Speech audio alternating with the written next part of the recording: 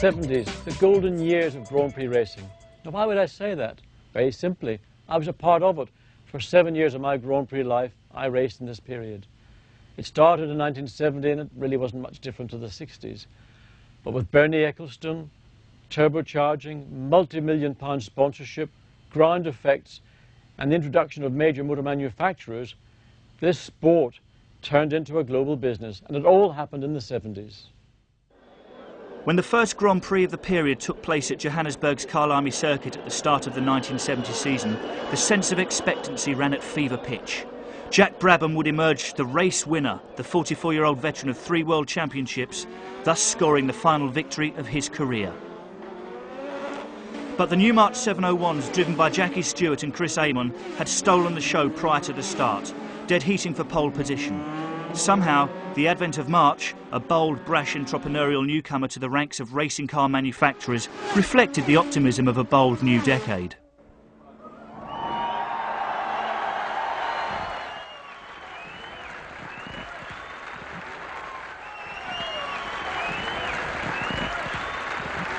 Yet the Monaco Grand Prix would yield a very different result. Other circuits may have changed over the years, but Monaco's topography remains virtually unchanged since the first race was held through the streets of this millionaire's playground in 1929. In 1970, Stewart led the opening phase, but Brabham eventually squeezed ahead and seemed on course for another decisive victory with a sleek Brabham BT33. Amazingly, the canny veteran was wrong-footed when he came up to lap a slower car and slid into the barriers on the final corner of the race. This allowed Austrian star Jochen Rindt's elderly Lotus 49C to slip through and take an unexpected win.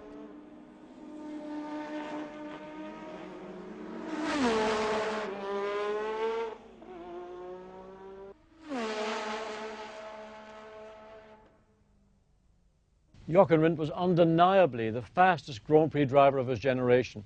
I know that. I raced against him in Formula 2. And he only knew one way to drive. That was absolutely flat out. The great tragedy was that Jochen Rindt became the only posthumous world champion in the history of Formula 1.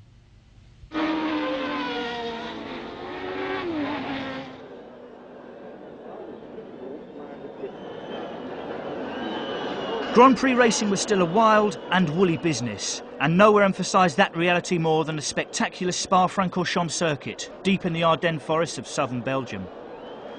The 1960s may have seen the first serious steps being taken towards making Formula 1 a safer, more secure pastime, but by the time Pedro Rodriguez set out to compete in the 1970 Belgian Grand Prix in the Yardley BRM P153, the track was still a very high-risk proposition. Rodriguez was a driver forged in the classically romantic mould. He seemed almost impervious to concerns about safety, driven onwards by nothing more than a passionate enthusiasm for driving Grand Prix machinery. The Mexican was not regarded as the best driver of his era, but he was certainly the bravest, and Spa-Francorchamps certainly enabled him to put those qualities on very public display. Sadly, barely a year after being feted after this splendid victory, the popular Pedro would become the victim of his own huge enthusiasm. He would die at the wheel of a private Ferrari in a minor league German sports car race.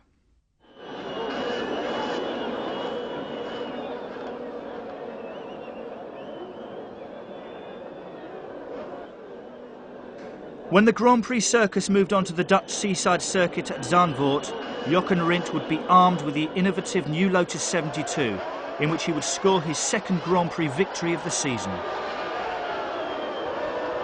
The new Lotus was slim, agile and incredibly quick, but Jochen had already been involved in too many accidents at the wheel of various Lotuses for his own peace of mind. He was worried that it was too fragile. He drove for Lotus because he wanted to win, but that did not mean he was totally convinced about his sleek new machine. Before the end of the race, an ominous column of smoke far across the dunes hung over the scene of the fatal accident to Piers Courage and the Frank Williams de Tomaso. Piers was a close friend of Jochen. The pain on the winner's face as he mounted the rostrum was all too obvious. In the pits at Monza, Colin Chapman and Nina Rindt knew of Jochen's concern. Poised on the verge of winning the World Championship, he went out to practice at Monza, his Lotus 72 shorn of its wings as he struggled to match the speed of the rival Ferraris.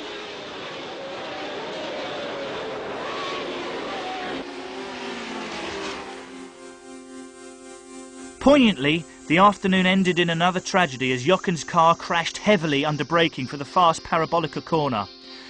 Rindt did not survive the impact. He became the sport's first posthumous world champion.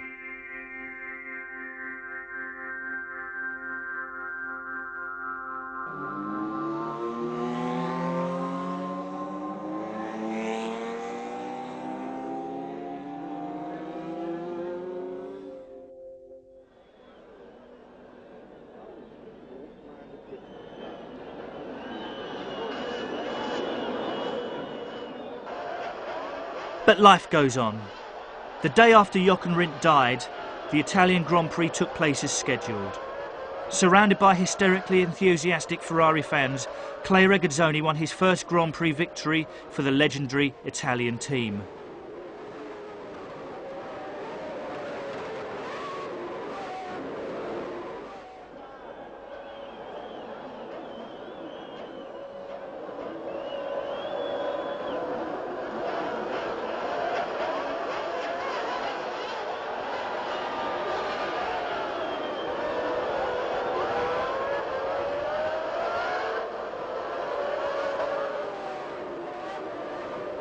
Jackie Stewart was widely acknowledged as possibly the finest driver of his era, but he was having a troubled 1970 season up to this point.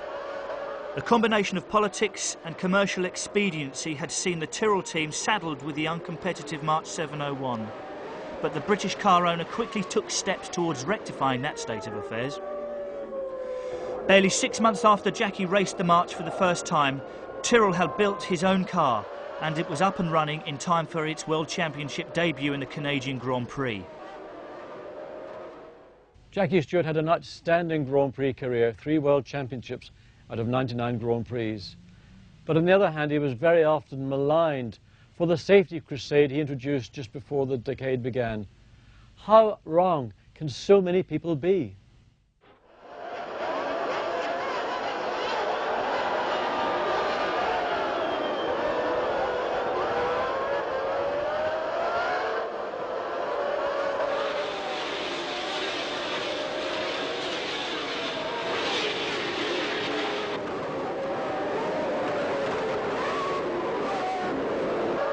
Even as the Lotus team was recovering from the shock of Rindt's death, so there was a symbolic sign of renewal to ease their sense of loss. The young Brazilian driver, Emerson Fittipaldi, came to Watkins Glen for the United States Grand Prix and won.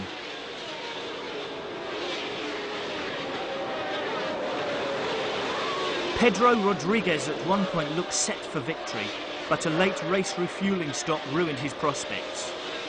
The Mexican raced back out of the pits, scattering people in all directions, but it was too late. Fittipaldi was through and held on to score a memorable and emotional win.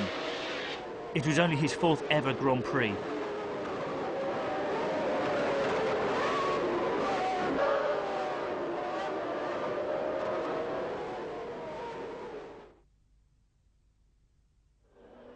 The 1971 season would belong to Jackie Stewart. The Scot had been effectively out of contention in 1970, but he would ensure that the new season was very different.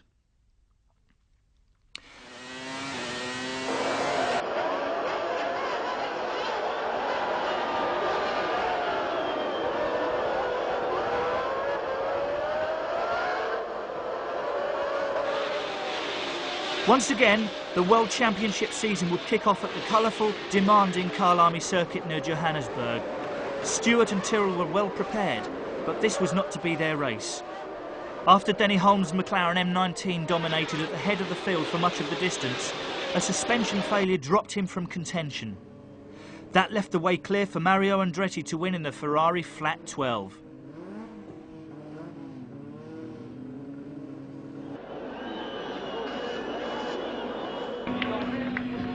Italian-American Mario Andretti, probably the greatest all-round driver, Formula One, IndyCar, NASCAR, sports cars, you name it, he's driven it. The big question is, if Mario had focused just on Formula One, would he have been even greater than he is today?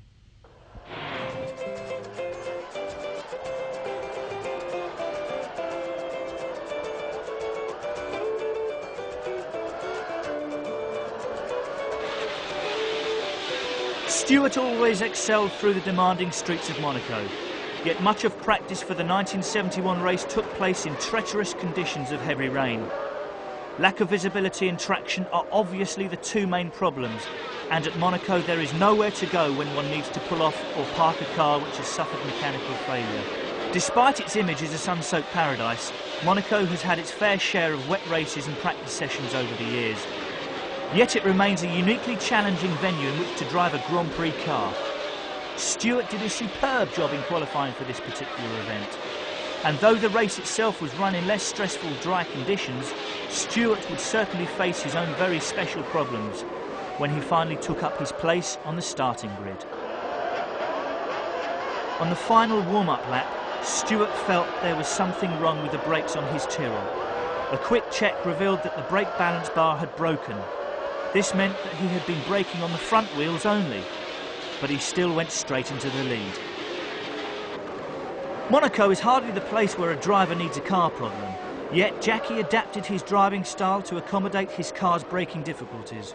Despite intermittently locking up his tyres, he kept away from the unyielding barriers for the entire race. It was the mark of a true champion. Paul Ricard first hosted the French Grand Prix in 1971. It was a lavish new track which accurately reflected the growing interest in Formula One racing. Once again, the 1971 French Grand Prix was dominated by Jackie Stewart, who won comfortably from pole position. It was also the first time the Tyrrell Fords scored a 1-2 success. Stewart's glamorous young teammate Francois Sever brought the crowd to their feet by finishing a brilliant second. Yet the 1971 season was not solely about Stewart and Tyrrell. The Austrian Grand Prix was led from the start by Joe Siffert in the elegant BRM P160. Siffert was a driver in the same mould as Pedro Rodriguez, who had been his teammate at BRM from the start of the year. Tragically, Pedro had been killed in a sports car race the week before the British Grand Prix. Now Siffert had to lead the BRM team and raise its spirits at one and the same time. On the super-fast Osterreich-ring, the Swiss drove brilliantly to keep ahead of the opposition all afternoon. Stewart retired his Tyrrell but clinched the World Championship. Siffert, nicknamed the Crazy Swiss, would die in a crash at Brands Hatch later that year. Francois Sever learned a great deal from Stewart, the Frenchman admiring and respecting his senior colleague. In the 1971 United States Grand Prix, the young Frenchman took over the reins to win after Jackie suffered tyre trouble. All agreed it was a well-deserved success.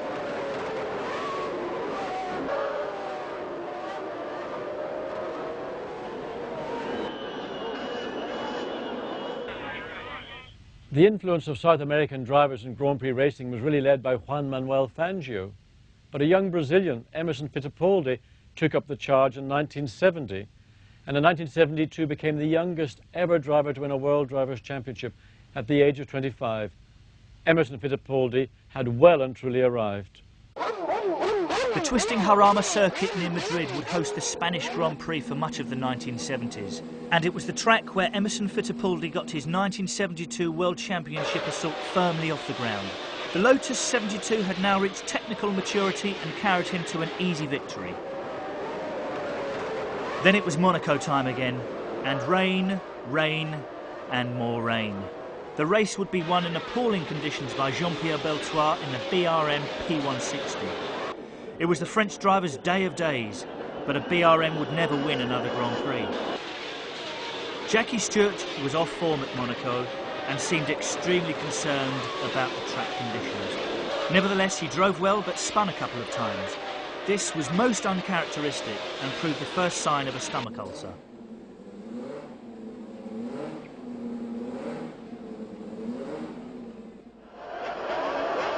Ferrari showed well in the opening stages of the 1972 Italian Grand Prix. Both Clay Regazzoni and Jackie each ran strongly, but Fittipaldi was like a man who knew his time had finally come.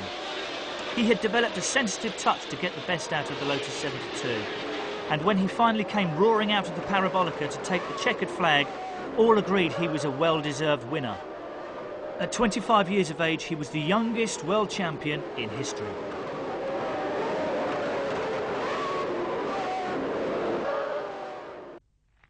The British Grand Prix 1973 at Silverstone, John Watson made his Grand Prix debut in a privately entered Brabham painted brown. But that race was notable for another young driver, Jody Scheckter in a McLaren, losing it at the end of the first lap and causing complete mayhem on the track. It also was a year in which we saw tragedy, and a potential world champion, Francois Silver, lost his life in the last Grand Prix of 1973. It also was the end of Jackie Stewart's Grand Prix career, a third-time world champion.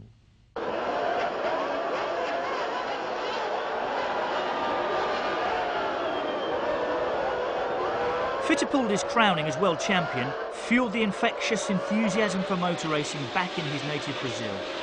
When Emerson appeared for the 1973 Brazilian Grand Prix at São Paulo's spectacular Interlagos circuit, the fans would not contain their excitement. He duly delivered the result they had been waiting for by winning this first championship round to be held on his home soil.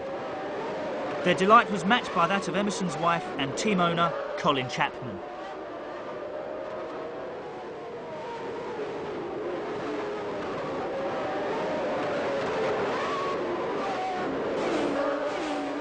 Cars which started the South African Grand Prix were still to an older specification. Stewart took an immediate lead at the start, driving with all his customary controlled flair. He won the race, despite a controversy over yellow flags. Nobody could have guessed from his outward demeanour that he had already decided to retire at the end of the year. Meanwhile, Clay Regazzoni had a lucky escape. His BRM crashed and burned at Crowthorne Corner. But Mike Hailwood stopped his surtees and went to the rescue. Both survived with only superficial burns. Hailwood was awarded the George Medal for his outstanding bravery. The French Grand Prix was again held at Paul Ricard in 1973. A third works McLaren M23 had been fielded for the young South African driver Jody Scheckter. He led from the start and refused to be intimidated by the more experienced rivals in his slipstream. Eventually, Emerson Fittipaldi tried to dive inside him in a bid to pass. The two cars collided. Egos were bruised, but thankfully nothing more serious. Ronnie Peterson thus had a clear run to his first Grand Prix win driving a Lotus 72.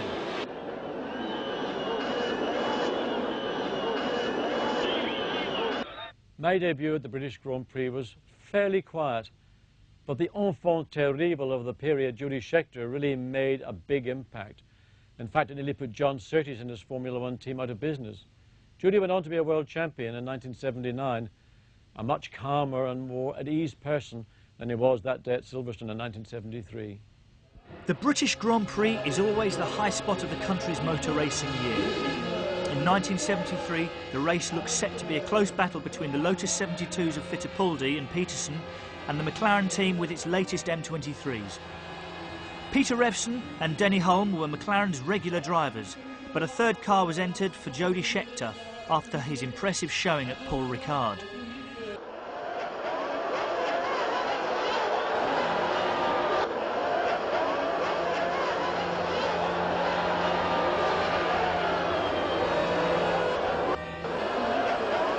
Peterson's Lotus led briefly from the start, but Jackie Stewart had forced his Tyrrell ahead by the end of the opening lap. Then all hell broke loose. Scheckter came through Woodcut Corner too fast, put a wheel on the grass and spun. Cars dodged in all directions, slamming into each other like pinballs. Yet, amazingly, nobody was seriously hurt.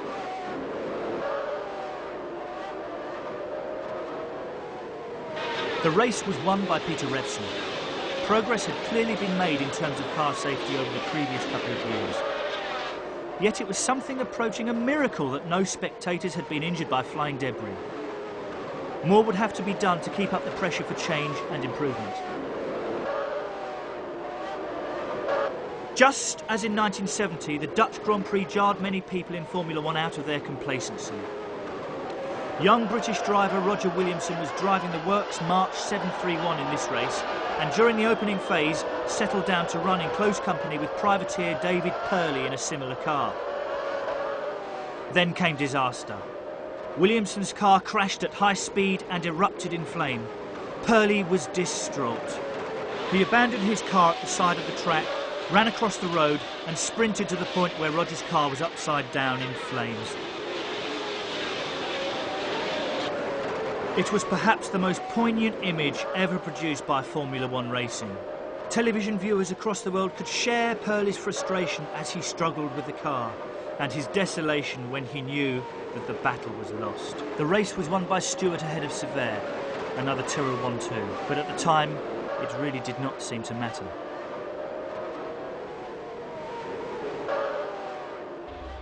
Thank goodness for people like Jackie Stewart, who did so much to bring the level of circuit safety, car safety, and a general awareness that racing drivers are not light bulbs, they're human beings. And also for people like Professor Sidney Watkins, the FIA Formula One delegate, who also has done so much on the medical side to ensure that drivers' lives, which are at danger at times, will be safely and successfully cared for. Thank you both very much. Talking of hazardous circuits, the 40-mile Nürburgring was one of the most demanding racetracks of all. For a quick lap at the Nürburgring, you've probably experienced more in 7 minutes and 6 or 7 seconds than most people have experienced in all their life, as the way of fear and the way of tension and the way of animosity towards machinery and to a racetrack. The tortuous track was still hosting the German Grand Prix in 1973 when Stewart scored the last win of his career. Ice cream full of vitamins. Again he led Sever across the line, and again he privately confided that the Frenchman was ready to win again, in his own right.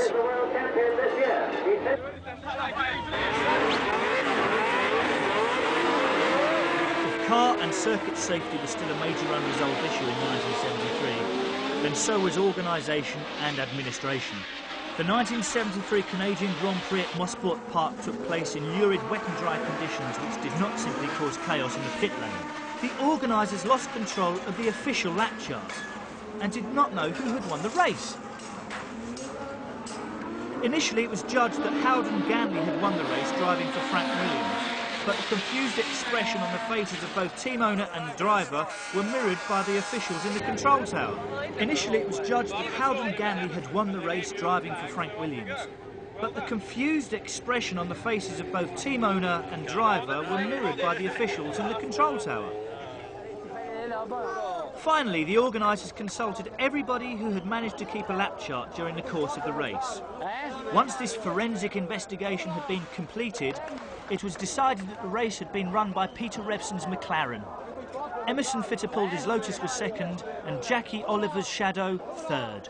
At the end of the season, Fittipaldi decided to leave Lotus and move to McLaren for 1973. It was a shrewd move, but the season ended on another bitter note. François Sever was killed practising for the United States Grand Prix. Formula One is a cyclic business like many others. And when Jackie Stewart retired at the end of 1973, it left a vacuum. He was Mr. Motor Racing, a great ambassador. But truly it didn't take very long for his successors to fill his boots. Emerson Fittipaldi, James Hunt, and many more went on to become great ambassadors for a sport that grew so rapidly and became so popular throughout the 70s.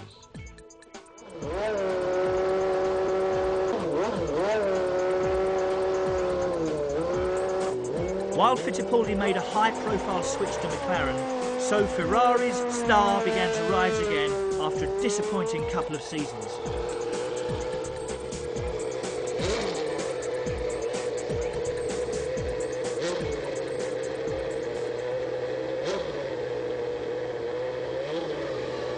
Fittipaldi and his team chief Teddy Mayer knew that the 1974 World Championship would certainly not be a pushover.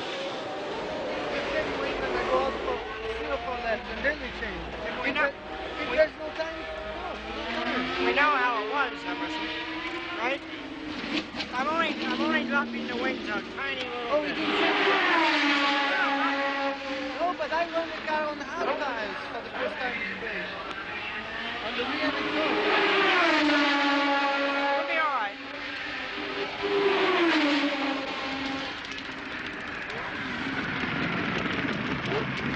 In 30 seconds, I will get up with my flag. Niki Lauda moved to the Ferrari team in 1974 after a promising year with BRM. He had made his name in the early 1970s as a teammate to Ronnie Peterson driving March Formula 2 cars. He was serious, methodical and very committed. Lauda would emerge as a possible title contender at the 1974 Spanish Grand Prix. Renowned Ferrari engineer Mauro Forgieri had redesigned the 312B3 Challenger into a seriously competitive machine over the winter. It may have been raining as Niki took his place on the starting grid at Jarama, but he was certainly not a nervous man. The new Lotus 76, driven by Ronnie Peterson, briefly held the lead in the early stages of the race, but Lauda soon asserted himself.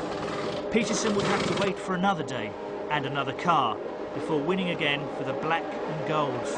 As things turned out, this was to be the first of many great days in Niki's career.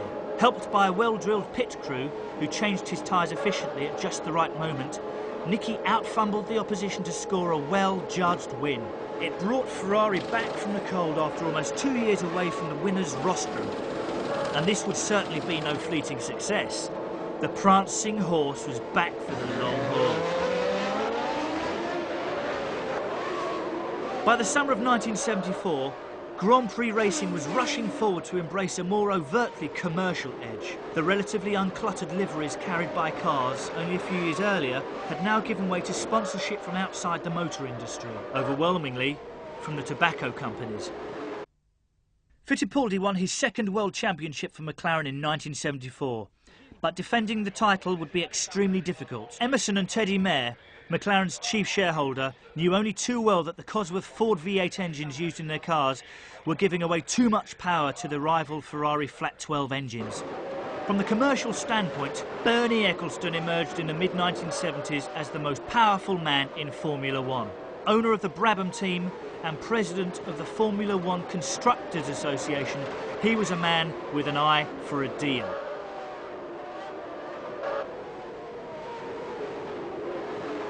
Over the next 2 decades, he would work tirelessly to make the sport richer and more successful than ever.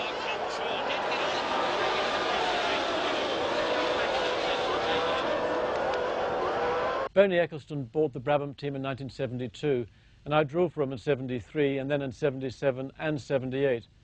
And he's an amazing person. Maybe not the best team owner, he was too much of a gambler in that respect. But really what marks him out was his vision, the ability to look so far into the future and put together in his own mind and then make it happen what was Formula One in 1972 and what it is now as we go into the next millennium. I can't even begin to think about it. Niki Lauda and the splendid Ferrari 312 T2, equipped with its novel transverse gearbox, would be the class of the field in 1975. Lauda won 5 races to clinch the World Championship, but was out of luck here on home soil in Austria in the pouring rain. The race was flagged at half distance due to the terrible conditions and was won by outsider Vittorio Brambilla in the march. James Hunt, in Lord Hesketh's distinctive white liveried 308 Challenger, made his Formula One name in 1975 with this magnificent split-second victory over Niki Lauda's Ferrari in the Dutch Grand Prix at Zandvoort. James vaulted into the lead through canny tyre change strategy and refused to be ruffled by the Austrian's presence in his mirrors. I think when it grows on you, it makes you more competitive.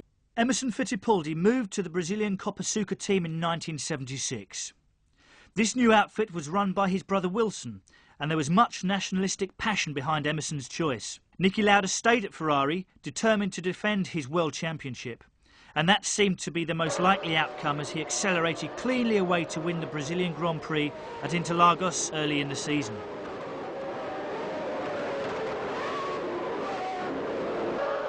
Hunt may have qualified on pole position in Brazil, but he knew Lauda was not easily intimidated. It was back to Kyalami for the second round of the title chase in 1976, and Niki once again showed how it should be done.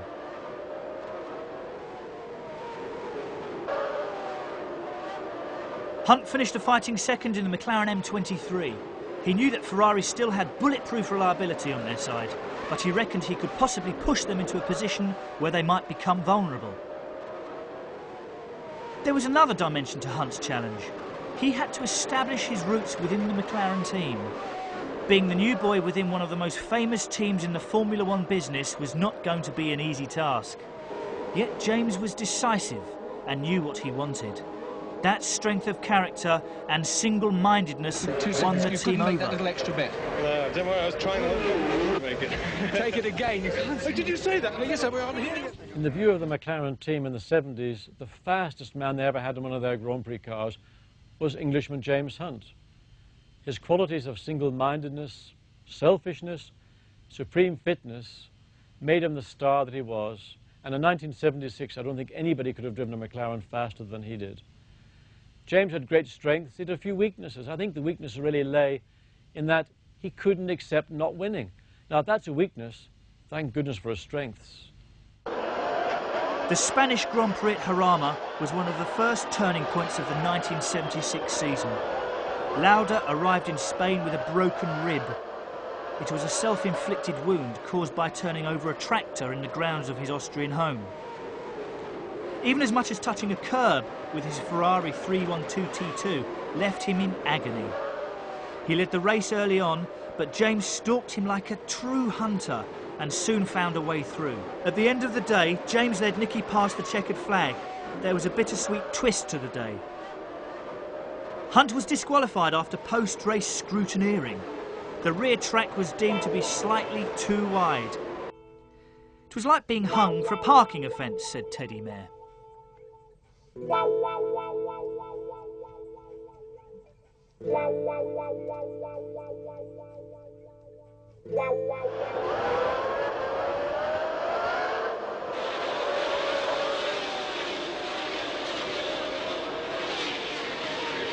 That Lauda and Ferrari might be vulnerable was proved again in France, where Nicky's engine expired in a cloud of smoke.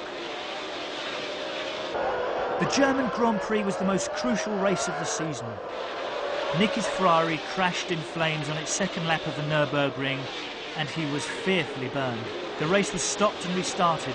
James ruthlessly shoved any other thoughts from his mind and channeled all his efforts into making the best of the second battle.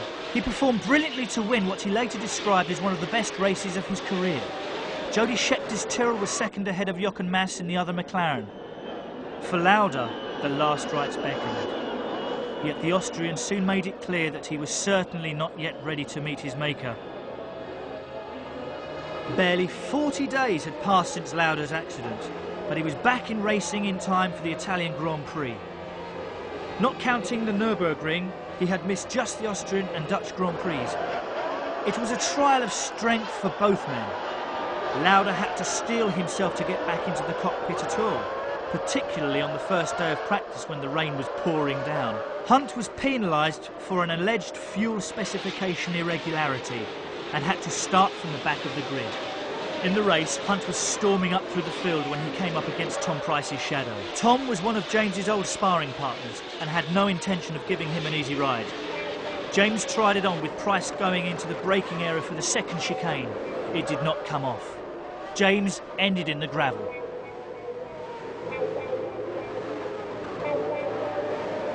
Nearer the front of the field, Lauda was driving an awesome race. In the closing stages, he twice set fastest lap before being pipped by Ronnie Peterson in the winning march. He finished fourth, but Lauda still wanted to keep that world championship.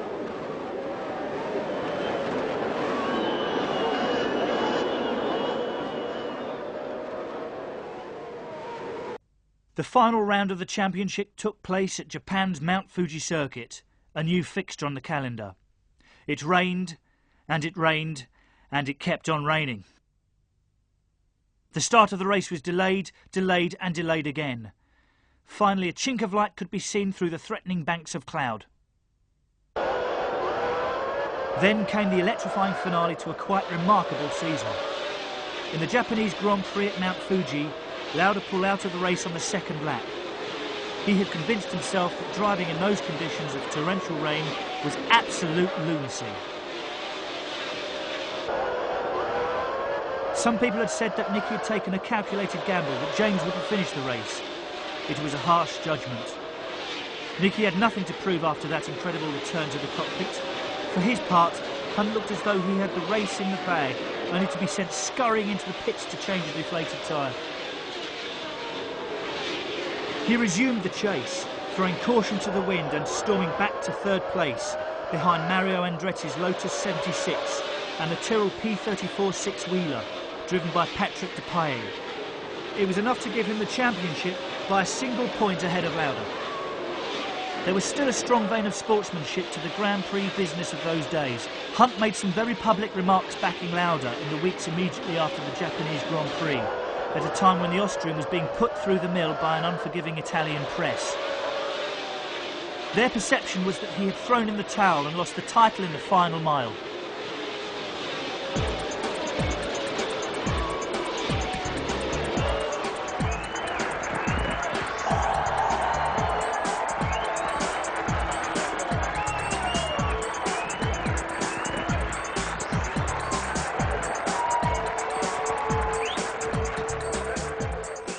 In 1977 and 78, I enjoyed the power that was supplied by Alfa Romeo in the back of my Brabham, flat 12 engine.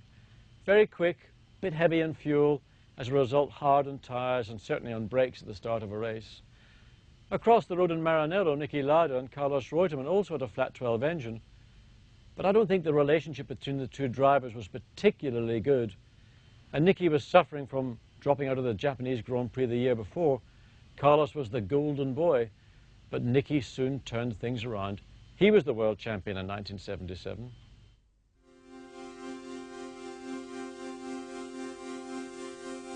Memories of Lauda's horrifying accident at the Nürburgring lurk close beneath the surface of many drivers' minds as they embarked on the 1977 season. After Lauda's accident, Ferrari signed Carlos Reutemann as de facto #1 driver. At Interlagos, he won the Brazilian Grand Prix in dominant fashion. Lauda trailed home third. In many teams, this would have set the trend for the season, but not where Niki was involved. James Hunt would finish second in Brazil, but his McLaren M23 was feeling the pressure. He needed a new car.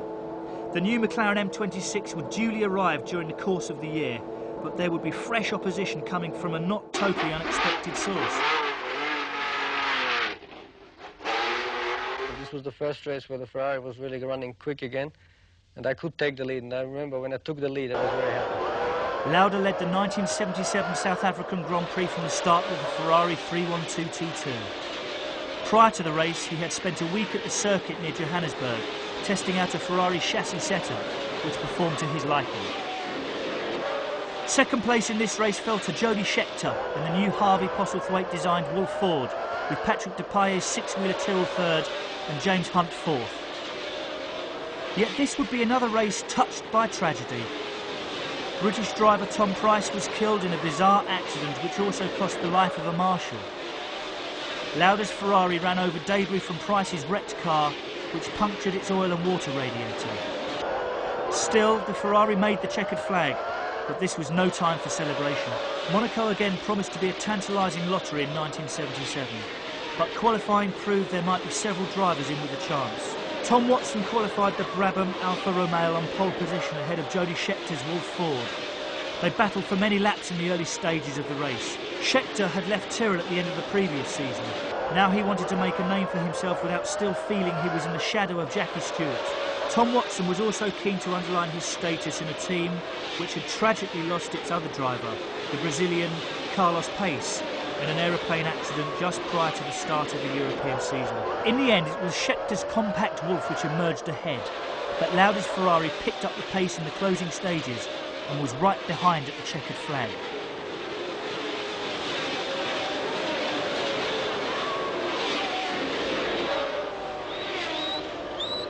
I remember Monaco 77 particularly well because it was my first pole position with the Brabham Alfa. By the time the British Grand Prix took place at Silverstone, McLaren was fielding its latest car for James Hunt. The M26 was an uprated version of the M23, which had served the team so well across 3 seasons. It looked good enough for the moment. Although John Watson's Brabham Alfa took an early lead, it was James who won again for McLaren ahead of Lauda's Ferrari, in trouble with poor brakes. Yet Lotus had a new car, the Type 78. It was quick, And it had a secret. That secret was ground effect, the technique of harnessing the airflow beneath the chassis to generate downforce. The 1977 Dutch Grand Prix at Zandvoort again looked like a Hunt benefit from the outset. The reigning champion was still demonstrating aggressively competitive form behind the wheel. As the race through the dunes progressed, so Andretti exploited the extra grip of the Lotus 78 wing car to spectacular effect. Eventually, he tried to overtake Hunt round the outside of the long, 180-degree right-hand turn corner beyond the pits. From the touchlines, it looked like a perfectly legitimate move. But it relied on Hunt making room, and he declined to be accommodating. The two cars collided and were out of the race. James returned to the pits where he confronted Colin Chapman, the Lotus team chief, and told him exactly what he thought about his driver's behaviour. Chapman shrugged it off. To him, this was what the rough and tumble of motor racing was all about. Would you ask your driver to give way? It's his job to find a way around. He's very quick. All he has to do is find his quick. Mario Andretti was becoming a more formidable Grand Prix driver with every race that passed in 1977. The Italian Grand Prix at Monza was a classic demonstration of the efficiency of the Lotus 78 concept. Mario had always wanted to win the Grand Prix in the country where he had been born. Only 22 years had passed since he and his family set out for America, and he believed with the innocence of youth that he would never see a racing car again in his life. Yet Monza would be a dream come true. James Hunt's McLaren was neither competitive nor sufficiently reliable. The Englishman retired from the race with steering problems. As Mario tore past the checkered flag across the vast expanse of the Monza start line apron, so Colin Chapman went through his favourite victory routine. It was a great moment for both of them, even though Niki Lauda was on course for his second World Championship. But there would be much more to come in 1978. I'm a human being like you are, there's no problem there. I don't think I'm a computer. The only difference is, if I go to the race meeting, I'm there for racing. I'm not there for fun, for jokes, for enjoying myself, for traveling around the world. I go there to Argentina or Brazil or whatever, not to play tennis and to go swimming. I go there to race. That means from the first moment I arrive there, I think about my race car, I think about the race. When I go away, I think about the next race. John Watson went to Monaco in 1978 with a Brabham BT46, again equipped with a flat 12 Alfa Romeo engine. It was a good car, but a bit of a handful round Monaco, but he qualified it on the front row and went into an immediate lead after Carlos Reutemann's Ferrari, which had started from pole, picked up a puncture and had to limp round to the pits. Niki Lauda had now joined John Watson at Brabham, and they were both pretty strong at Monaco that year. But they had to overwork the brakes during the course of the race, and that played into the hands of Patrick Depailler.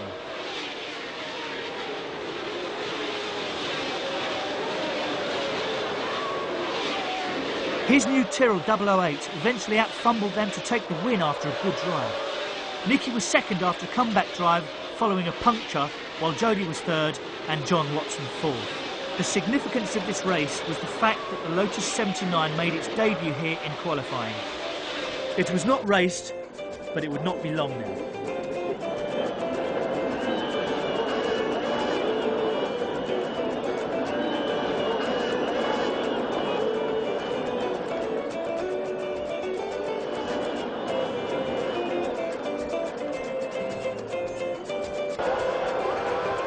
The ground effect Lotus 79 was elegant simplicity on wheels.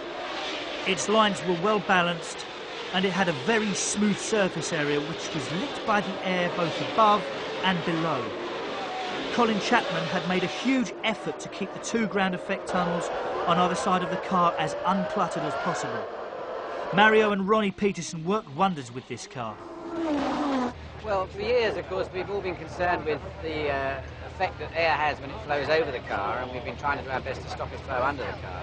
What we're really trying to do is to promote airflow under the car in order to be able to contour the underside of the car so it produces a negative lift. In other words, the air passing under the car helps to hold it on the road. Holds the car down, it improves the grip of the tyres on the road, improves the stability of the car, improves the safety of the car. Just when Lotus thought that they were having everything their own way, Brabham introduced the famous fan car. This used a fan to cool the engine and create downforce by sucking the car to the ground. Nicky and John Watson drove these cars in the Swedish Grand Prix, where Bernie insisted they qualified with full fuel loads. That was intended to throw the opposition off the scent. Their cars were visibly quicker off the corners. Their competitors complained that they spewed out all manner of dust and debris, but they were really fantastic.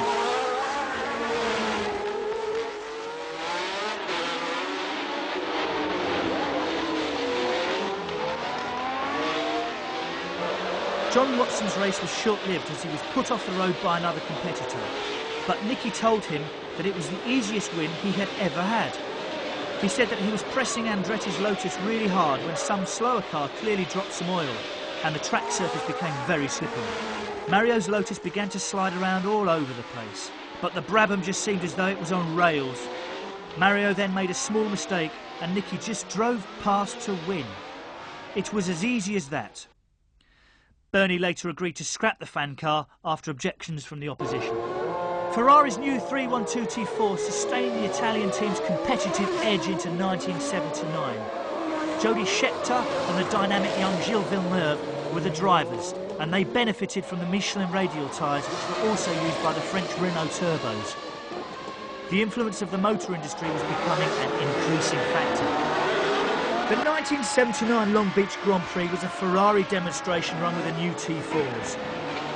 Maranello had reliability on their side. Gilles won the race from Jody, repeating the result they had achieved in South Africa. But Scheckter kept his nerve. He could see that his teammates still made mistakes bed out of inexperience. Nevertheless, it must have been difficult for Jody to have been beaten twice early in the season by his less experienced partner.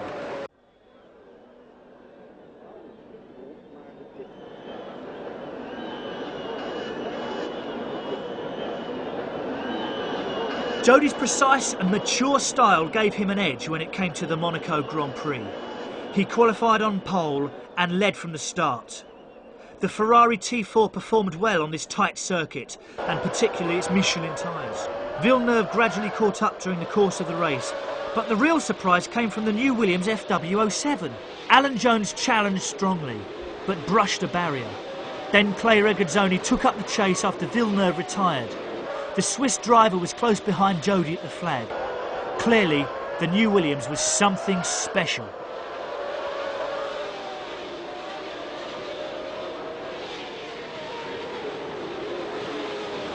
The 1979 season also saw the emergence of the Renault turbos, backed by the giant French car company. René Arnoux and his teammate Jean-Pierre Jabouet increasingly became forces with which to be reckoned. And Jabouet won the French Grand Prix.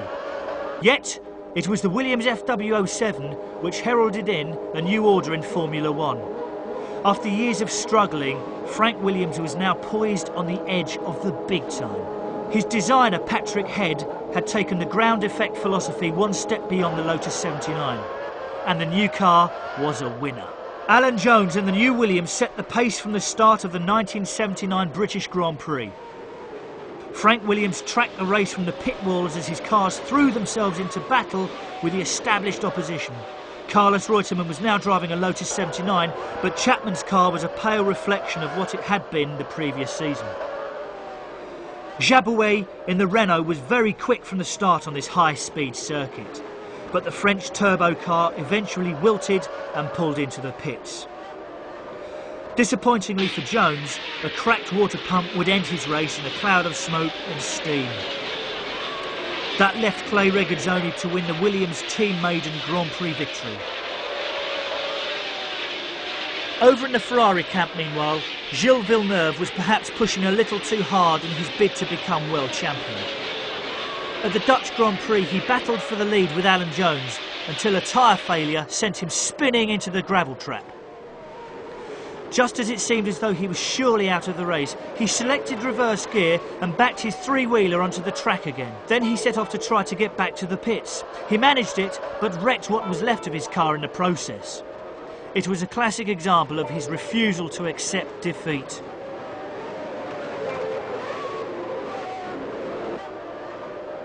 Jody Scheckter finally clinched the World Championship with a decisive victory in the Italian Grand Prix at Monza.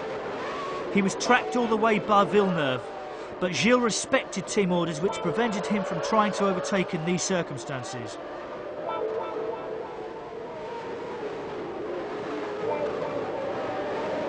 Jody made it to the flag a couple of lengths ahead of him, and all of Monza erupted in delight. I'm a racer, I've always enjoyed it, it's all I ever really think of. I've been a driver, I've been a mechanic, I'm now an entrant. I just enjoy it so much. It's part of my life, or it is my life, and I never have any difficulty in wanting to keep going, and I can't for the life of me imagine whatever else I would want to do anyway. What revs, Alan? It had certainly been a long road for Williams, whose earlier cars displayed poor reliability and too often ended up parked at the side of the track. But the new Williams FW07 was something very different. Faster, stronger and much safer. Frank Williams' Grand Prix career almost died as tragically as his driver Piers Courage did in the Dutch Grand Prix in 1970. For 6 years he scratched around literally from pillar to post. But in 1976 he employed a young designer, Patrick Head, secured sponsorship from the Middle East and employed Alan Jones to drive for him. And all of a sudden Frank Williams was on a roll. And he's still rolling. There is no more patriotic Britishman than Frank Williams. When he wins, Britain wins. Alan Jones and the Williams FW07 represented a new generation of Formula One rising stars. They were pitted against others such as René Arnoux in the Renault and the ice-cooled Didier Pironi in the very competitive Ligier. Carlos Reutemann now joined Williams from Lotus for the 1980 season. He was the team's #2 driver to Jones, but was still a world-class competitor. After Jones and Pironi's Ligier dropped out at Monaco, he would win the race. This year, Monaco was punctuated by a spectacular accident at the first corner in which Derek Daly's Tyrrell flew over the top of its rivals. Amazingly, nobody was hurt. Standards of car construction were improving dramatically by this stage. At the 1980 French Grand Prix, Jones's Williams was pitted against the highly competitive Ligier of Jacques Lafitte and Didier Pironi on the Paul Ricard circuit. This was one race the Williams team really wanted to win. Using larger front tyres than the Ligier, which reduced understeer and improved front-end grip, Jones emerged from the battle ahead at the checkered flag. It was a great moment for the entire Williams team and another major stride down the road towards Alan Jones's World Championship title. Yet there was plenty of opposition ahead. Most notable amongst these rivals was Nelson Piquet's Brabham BT49, which won the Dutch Grand Prix at Zandvoort. Over the next few years, the disappearing rear wing of a Brabham driven by Piquet would become a familiar sight to many drivers. As we entered the 80s, of course, the buzzword was turbo. And if you didn't have 1,000 horsepower, well, forget it. Just take the thing back home. You're not going to be in the race. And of course, with turbos came major motor manufacturers, their money, their technology, and their influence. And all this began back in the 70s. We saw what really was the end of the Blue Blazer Brigade at the beginning of the decade, ending up with high-tech, very sophisticated cars at the end of the 70s. And most importantly, the vision that saw us develop through the 70s with Bernie Ecclestone and many more, carry us through the 80s, through the 90s, and into the new millennium. And it's still growing. Talk about Jack and the Beanstalk.